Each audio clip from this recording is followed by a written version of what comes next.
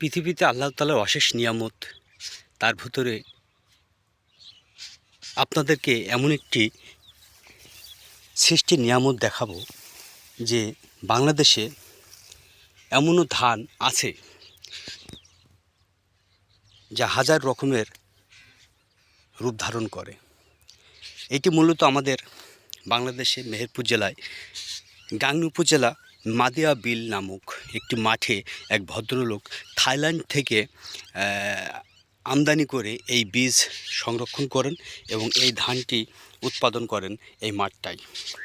তিনি পরীক্ষামূলক এই ধানটি রোপণ করেছেন যে কেমন পরিমাণে ফলন হয়। দেখেন এই গাছগুলো শীষ বেশ বড় বড় এবং ধানের দানাগুলোও খুব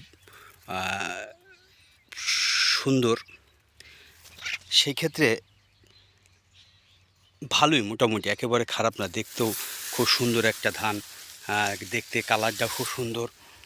তে একটি আমি রোগ দেখতে পাইছি, হয়তো বা ট্রিটমেন্টের অভাবে এই যে শীষগুলা মেরে দিয়েছে। এবছরে অনেক জমিতে এগুলাই হচ্ছে।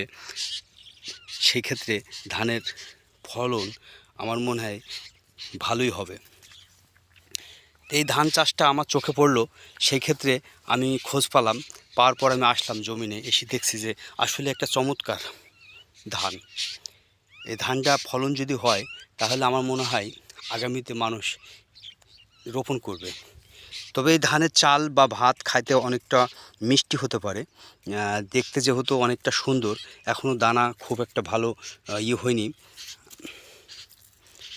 সেই ক্ষেত্রে আপনাদেরকে ধন্যবাদ এই ধরনের চাষ তুলে ধরানোর জন্য। আপনারা দেখে যদি কেউ জানতে চান বা এই বীজ সংরক্ষণ করতে চান বা এই ধান রোপণ করার জন্য বীজের জন্য চারার জন্য বীজ নিতে চান, তাহলে অবশ্যই আপনি যোগাযোগ করবেন।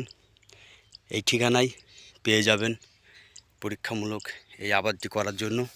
সকলকে বিশেষভাবে ধন্যবাদ। ভালো থাকবেন, সুস্থ থাকবেন। আল্লাহ হাফেজ।